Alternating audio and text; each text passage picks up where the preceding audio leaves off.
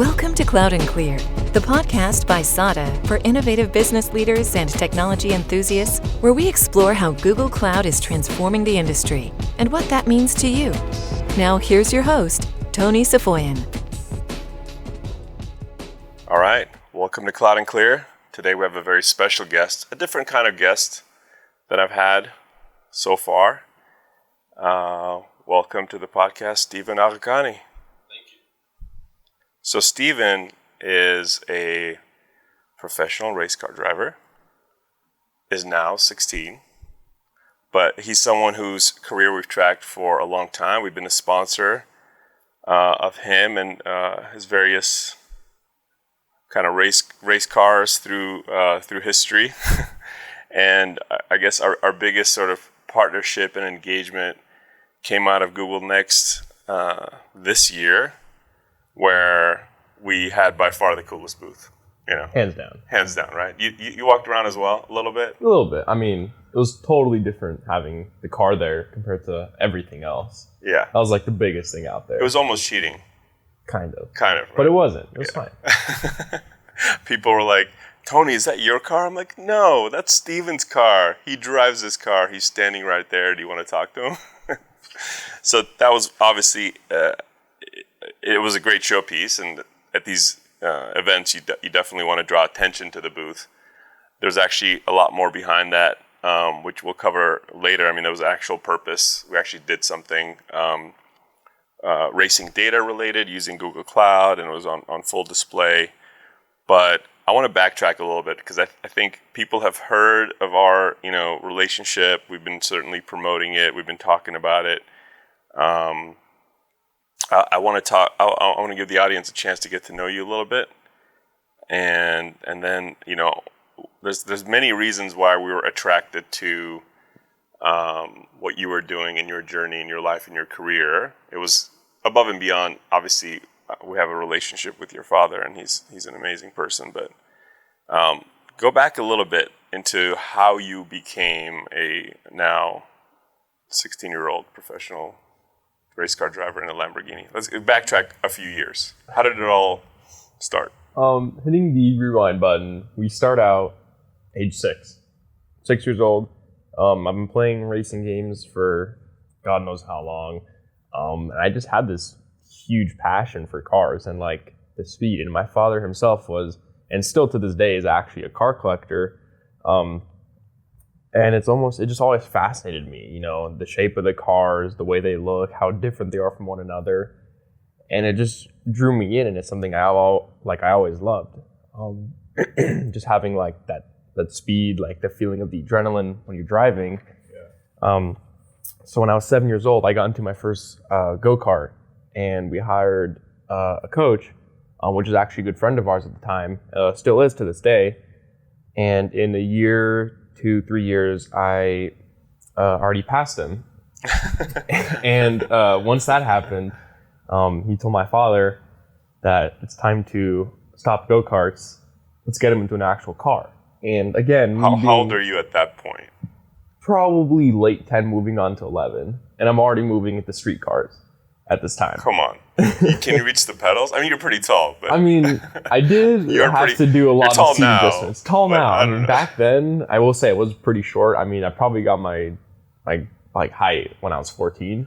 Yeah. So it was a little hard. I'm going back to like Indiana Jones, that scene where that kid like is driving that car, but he has these bricks tied to his feet so he can reach the pedals. That's just where my mind goes. And so when I first turned 11, I started doing like street cars, and I would go to private track days, or we would actually rent the track out and basically just have another instructor there to train me and be along with me through the entire journey, and basically set up a very good base and foundation for me to like work on and start really progressing on. Moving along, after driving street cars for a year, age 12, my father purchased the Lamborghini Gallardo Super Trofeo, the race car. And at first, I was looking at the car and I was going, oh, there's no way in hell I can drive this thing. This thing is way too crazy for me. Right. And then he was just like, no, you got this. So I just sat in the car. I mean, we had to put extra padding on the seat because I couldn't really look over the dashboard to reach the pedals that much. So after we got the padding sorted and all the seat adjustments, we went out and I sucked. Yeah. To be honest, I did terrible. I mean, my first time driving a race car, it was totally different. How old were you at that point? 12. 12? Yeah. Wow. But yeah, I mean, my first time driving the race car, I definitely wasn't the best. I mean, I wasn't the slowest guy out there, but definitely was very far from the quickest. But you were probably the youngest. Easily. Yeah. That might have something to do with that. A little bit. But just to have, I think, the bravado to want to do it. Yeah. And obviously, encouragement from your dad was important, but. So I wasn't the best, and I was like, I told him, I was like, there's no way I can do this. It's like, I'm not good at it. And he was like, that's how I was when I started, so I don't see any reason why you shouldn't be like that. So then after that, we just started doing training and more training, and we were training we were at the track, I don't remember. I mean, it got to the point where I was getting heat rashes from being in the car for so long and, always being at the track. I mean, I'm pretty sure we were there almost once a week, once every other week. And for, racing and practicing, that's a lot of driving time. Moving on forward, after about a year for that car, because we trained so much, we basically outdrove the car. And then we moved into the Huracan Super Trofeo, still part of the Lamborghini franchise, obviously. And we just did more practicing with that car. We wanted to try and run in the Lamborghini Super Trofeo series, but at that point I was 13, 14, and IMSA said no because of age. Mm-hmm. You have to be 16 in order to drive. I think that's about the time we started, being a sponsor or something. I actually think it was once I was getting towards the end of the first Lamborghini. Yeah. Even a little earlier than that, I remember. Yeah. And then after about a year of driving the Huracan as well, we switched over to the Huracan Evo, which was the normal, the Huracan race car, except it had different aero, different body work. I think a little bit different of the internal technologies. I'm not 100% certain about that. And then we tried to get back into the Lamborghini series, and they still said no. And I was 15 at the time. And we were just like, well, what do you do now? Mm-hmm. You got to keep driving. Exactly. So we decided to basically just keep training on the car. Mm-hmm. And again, about a year and a half after having that car and practicing, we switched over to the Mercedes GT3 car, mm-hmm. which was basically a big step from a cup car to a GT3 car, as in the horsepower difference. It's not the same brand, so I have to adapt to the way the car feels, how the chassis is, mm-hmm. and everything. And I think that was a pretty big light bulb in my face that says, there's so many different cars on track. Having that knowledge of how every single other car is will help you get that extra gain on the mm-hmm. other person. And basically, the big thing about it is that I just love doing it. Mm-hmm. That's why I keep wanting to go back and go to more races, and and that's just the addicting thing is the feeling of the speed and really getting that win, because all this training, this hard work, it all pays off. And I think that's what really keeps me pushing. Yeah, even being just kind of tangentially involved in your career through I came to one of the races. I know my teams around the country have gone to a few, to kind of witness what you're doing on the track, but just to kind of track your regiment and the different seasons and the evolution. One thing that's clear is how there's no way you can stop. This is such a part of what makes you tick. You would do it if it wasn't a paid gig. You'd still do it. It's just one of those things that you'll do no matter what. And I think that's part of what makes people exceptional in their craft, is like, would you be doing this thing if there was just no money in it ever? And I think a lot of that is, some people may talk a big game with regards to that, but I think it's people's sort of choices and decisions and regiments that demonstrate that. And I've just kind of known and seen you to be like very disciplined. Mm-hmm. So it wasn't like, oh, somebody's kid likes cars. No, this is like the way that I saw you guys kind of interface, at the race, between races, between you and your dad and your coaches and your race team, US Racetronics with Shane. Like, I was like, they are dead serious. Yeah. And they're extremely passionate. They would do this no matter what. Yeah, I mean, we definitely, we take age and we basically throw it out the window.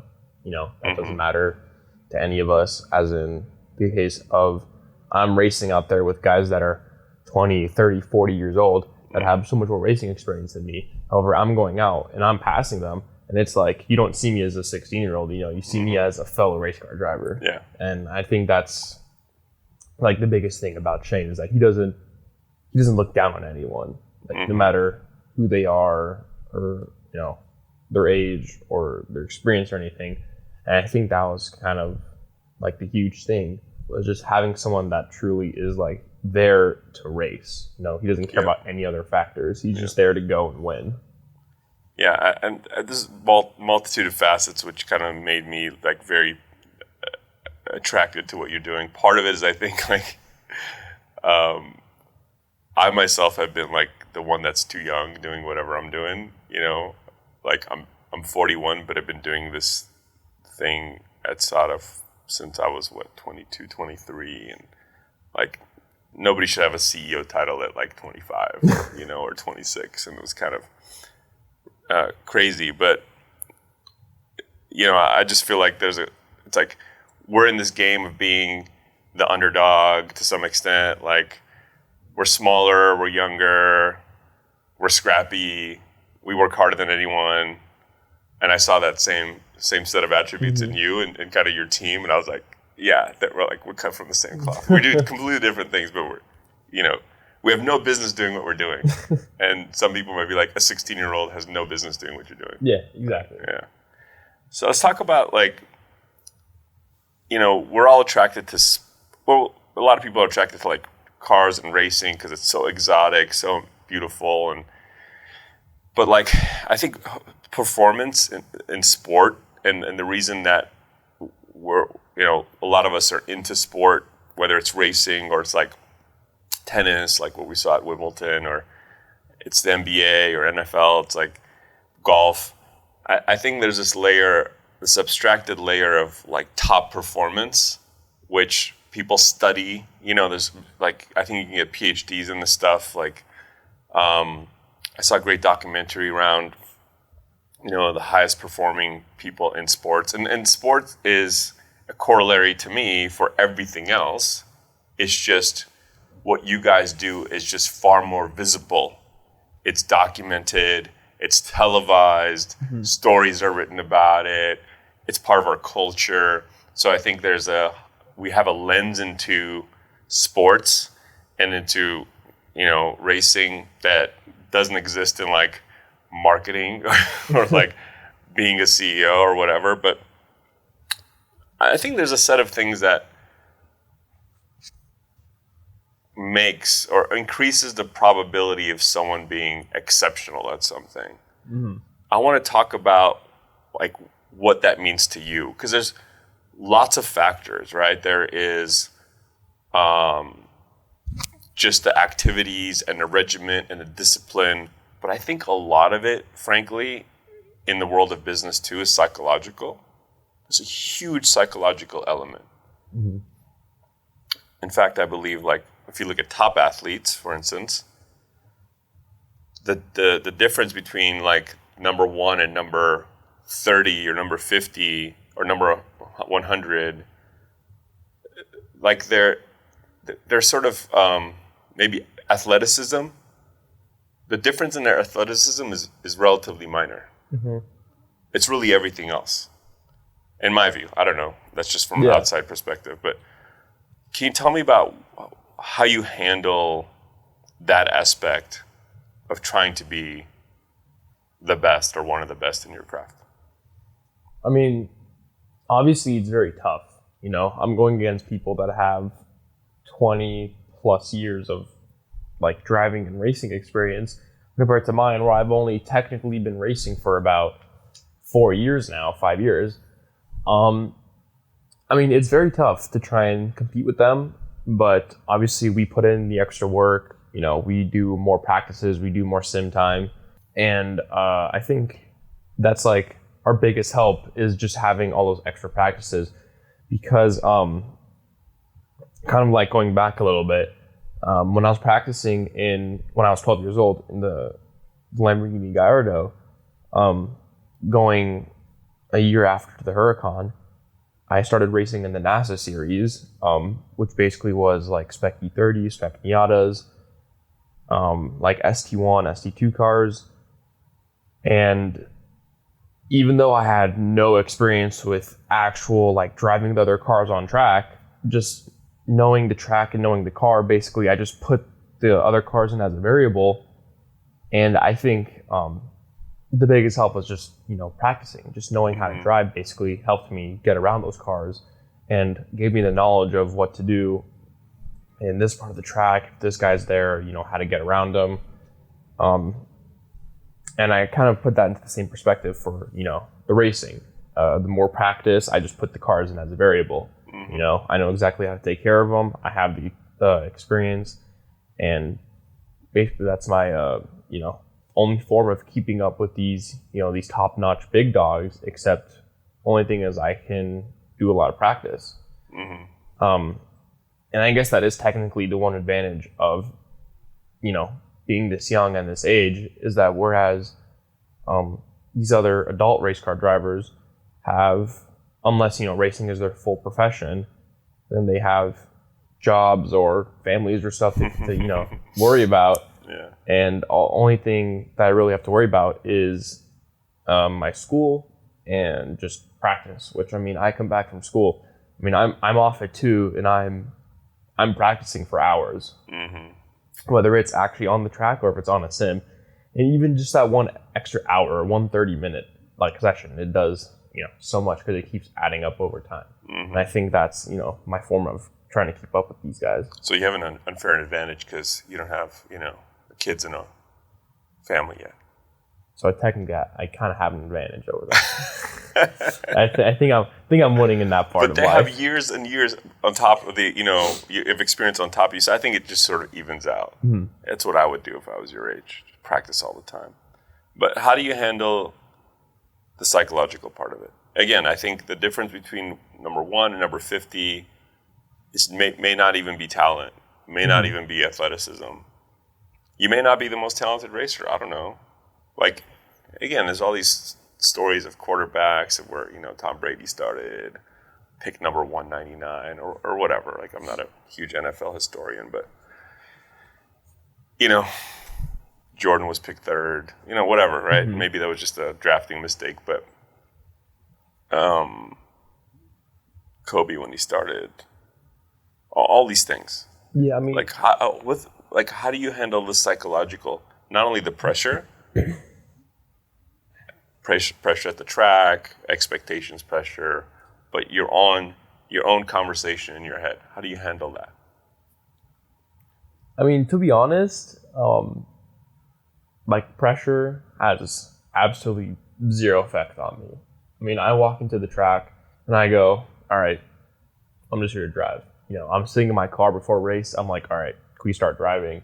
It's like I'm there to like drive and race other cars. You know, I'm not worried about what the guy next to me is doing. I'm not worried about what he's thinking. You know, you know, I have my schedule. I stick to it, and that's it. You know, there's no other thoughts in my head. I mean, before a race, I'm just closing my eyes, like I'm in my zone, and just basically getting my head ready. You know, putting out all other factors and just focusing on the track ahead and not looking behind me, because what's behind me is already done. You know, we're focusing on attacking. We're looking forward.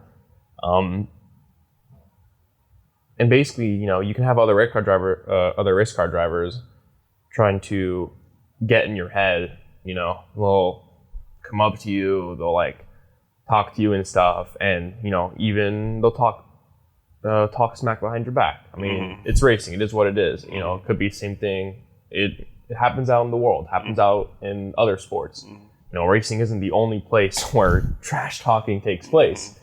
But I think racing has probably the worst form of trash talking, since, you know, you can't throw a ball back and forth and hit each other in the head. You know, you're dealing with $250,000 cars that have 600 horsepower that you can ram into each other, which would do a lot more damage than a ball hitting your face. Right.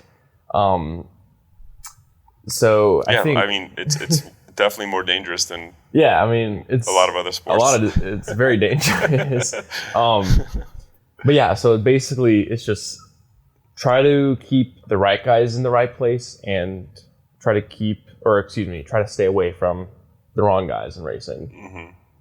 And I just basically throw that in the back of my head. But once I'm in the car, everything goes away, and I just drive.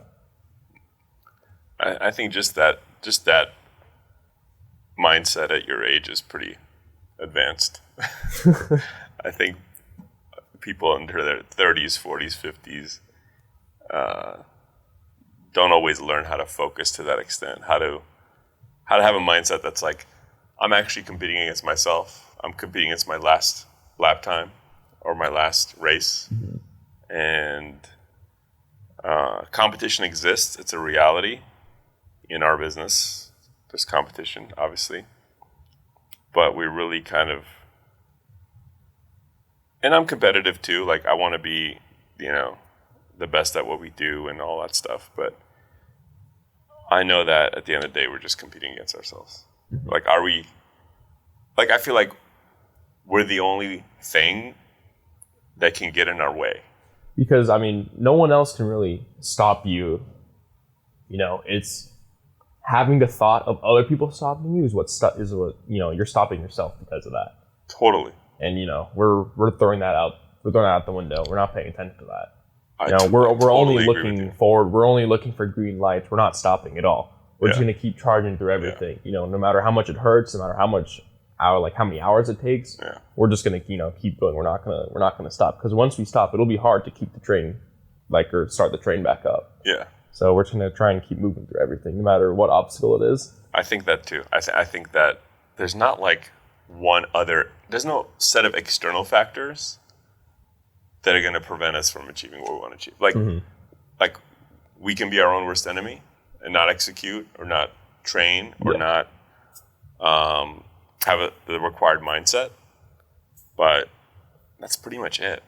And I think that's also like, isn't it also empowering and liberating to be like, look, it's all me, good, bad, it's all my fault, or it's all, you know, I think it's confidence building, because it sort of expresses a sense of control. So you had a pretty good outcome in the most recent race. And thank you for bringing to SADA a trophy and, of course, and your suit all signed. It's framed already. Did you see that? I didn't check it. Yes. But I'll go out and I'll check it. Framed it on the wall. It's really cool. We've never gotten anything like that before. You want to talk about that? Like, where does that race fall in the season? Kind of what happened. I was actually in the air when it was happening, because it was like middle of the afternoon. It was literally an airplane. I didn't get to watch it. I'm trying to find the recording or something. I think your dad sent me a link of how I can get it, but I heard it was pretty phenomenal. So just tell us about that and kind of where it fits into the season and the career path and everything else. I mean, it was the second race of the Lamborghini Super Trofeo series for 2019, and the reason why the second race was because the first race that happened, if I remember correctly, in February or March, I wasn't 16 at the time, so I couldn't drive. Wow. So I missed the first race because of that, which definitely we weren't the happiest of cookies in the jar. Because you can't get points if you don't race. Exactly. So, we're behind on points as of not going into the series. I mean, definitely this double first place victory helped us a lot. So you missed the first race. I mean, everybody else just has that advantage. Like, they got the race in the first race. Exactly. You come into the second race where they've all done They've it. already raced. They know who they're up against. And, you have this 16-year-old coming into the field, and you're like, what the hell? He's in front of me, and you're getting first place. I mean, the feeling... Double first. First of all, what does that mean? So there's a race... That weekend was a little weird compared to most weekends. Usually it'll be a Saturday and Sunday race. However, this was a Friday and Saturday race. Yeah. So actually Friday we qualified, and then later that day we raced, which usually doesn't happen too much. It's kind of a rare occasion for them to do that. Same day. So Friday, first race. First place, easy, no problems whatsoever.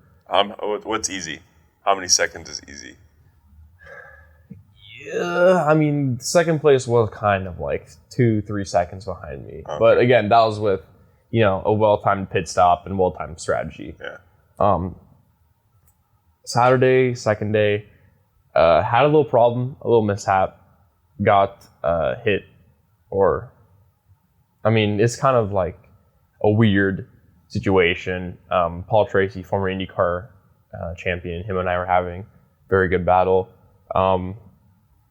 And just, racing's racing, cars collide, rubbing's racing. If you're not doing that, you're not truly driving the car. Mm-hmm. You're not truly driving with someone else. So we both came around, both went out into the gravel. He got out before me. I was stuck backwards. And there I am sitting in last place. Oh. I'm in 18th, 19th position, and I have cars going past me. And I'm like, all right, well, I can't really do anything besides drive. So I started driving and brought the car back from last place up to a 6th overall position. Took first in class from that last place mishap right there. And just having that feeling of knowing that I can do that. That's probably a worst case scenario of getting punted into last place. Yeah. And being there for about 2 laps. 2 laps?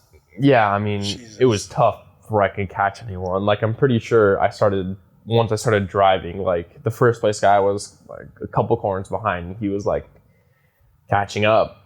But then I started putting the hammer down, and I was like, I'm not taking any of this, Mm-hmm. I'm forgetting what just happened, and I'm driving the car to the limits right now every single lap in the race, which usually you don't want to do too much. Mm-hmm. You want to save the car. Mm-hmm. But because of the situation, I said, screw it, forget that. I'm driving the car as hard as I can. We just talked about that, like recovering from something you can't control necessarily. Like it just happens. Let's say you could, whatever, maybe you could have done something a little differently. But the reality is, you're in the gravel.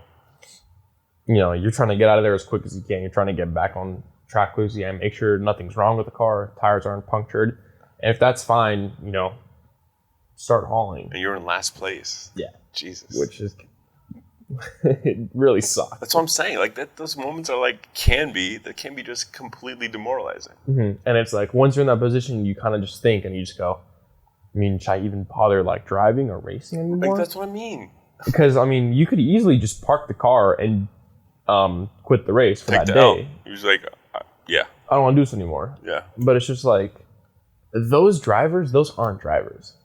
It's the ones that get into the problems and keep pushing for the win. Those are the true drivers. They're the ones that don't give up and the ones that keep their head up. That's the biggest thing. Whereas even if it's life, other sports, it doesn't matter. Like, example, basketball, you're down 30 points and your entire team is thinking, well, what the hell are we going to do? We can't do anything. We're down 30 points since the last half. You always need that one guy that picks their head up and goes, no, everyone get up. Like, we can do this. Let's go. Exactly. That's all in our head. There's nothing to think or worry about. We can do this. Yeah. And just putting that factor, into racing, saying, I can do this. There's no point in stopping. We've come this far. I'm going to keep driving and I'm going to keep trying and pushing. And so getting that win it just brought like pure like joy to me, because of all the factors, all the variables we have to deal with. It was a lot that day. I mean, it looked pretty gloomy for us to even pull out a third place win. Yeah. Let alone we pulled out first place that second day. So it was pure joy that second day. Amazing. Those are the stories, man. I'm telling you, like, that's what I see in you, and I see that in other people and organizations that are, teams that are trying to be the best in the world at something. And there's a few things that are just completely common with all organizations and people that think that way. And I think that ability to recover is probably top, one or two difference makers in, those who are best in class and those who aren't. Like that ability to recover. Because, arguably, like, it takes also a lot of mental stamina to train and do all the just routine stuff that's so important. But like that ability to recover isn't like for granted. You can't it's just not automatic in a lot of people. But I think that's amazing. And we were just talking about that, and it was part of like not that long ago where there was a clear example of I think what makes you special. So season wise, where are you guys right now? That was race 2. So. Yeah, that was race. That was the second actual like full weekend of racing in the series. We're going on to the third one. In about, if I'm not mistaken, 2 weeks from now, 3 weeks, we're gonna go out to Wisconsin for Road America. Obviously, Road America is a love or hate track. There's not really an in between of, oh, I like this section, this one's okay. It's kind of like you either like it or you don't. And I think that's going to really get in the heads of a lot of drivers. And I think definitely after this race, a lot of people that are going to be talking, and I'm pretty sure the other guys in my class are going to have, their tails behind their backs and thinking, well, this guy just came in, his first race ever with us, and he beat us.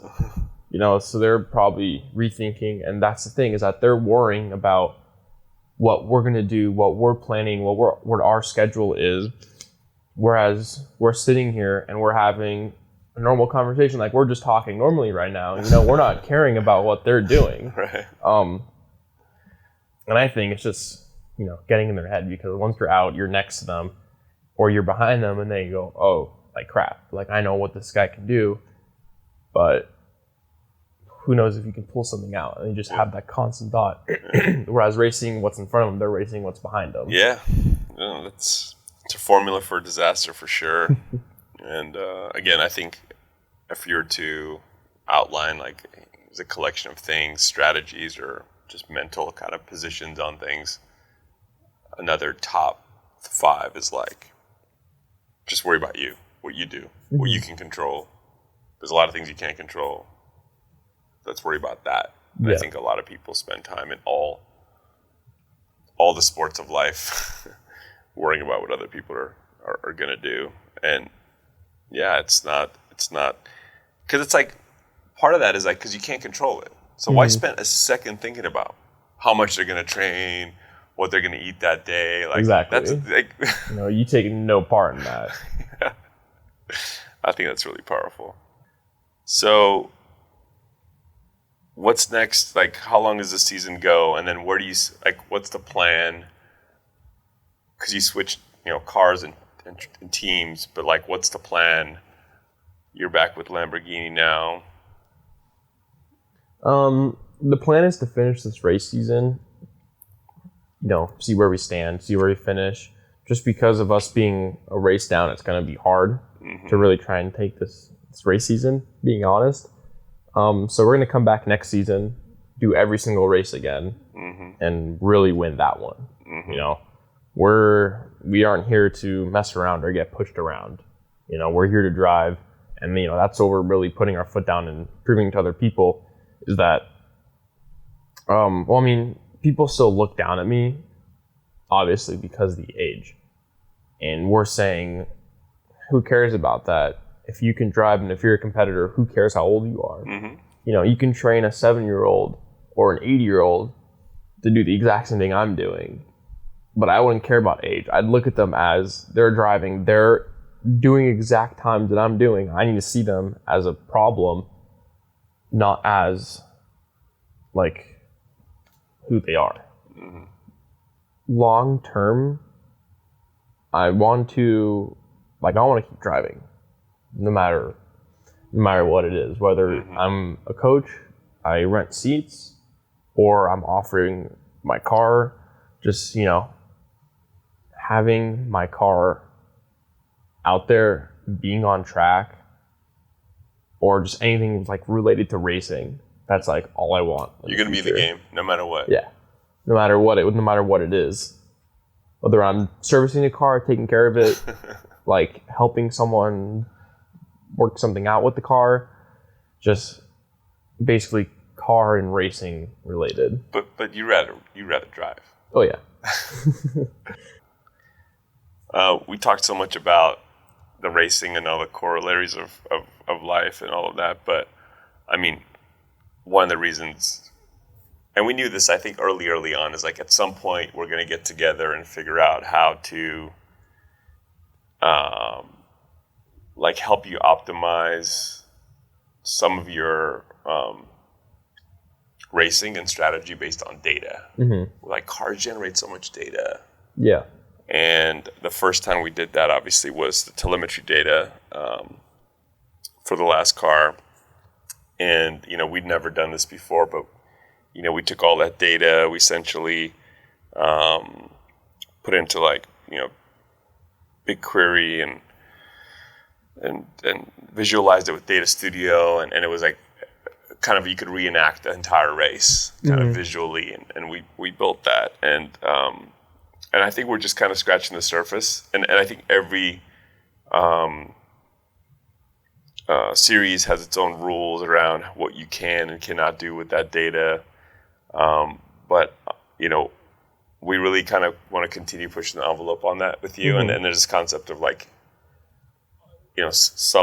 some cars you're allowed to get the data real time, and some cars you're not allowed to get the data real time. But can you imagine, like, even based on kind of what we did around Next, like how do you best kind of put that data to use to change your strategy?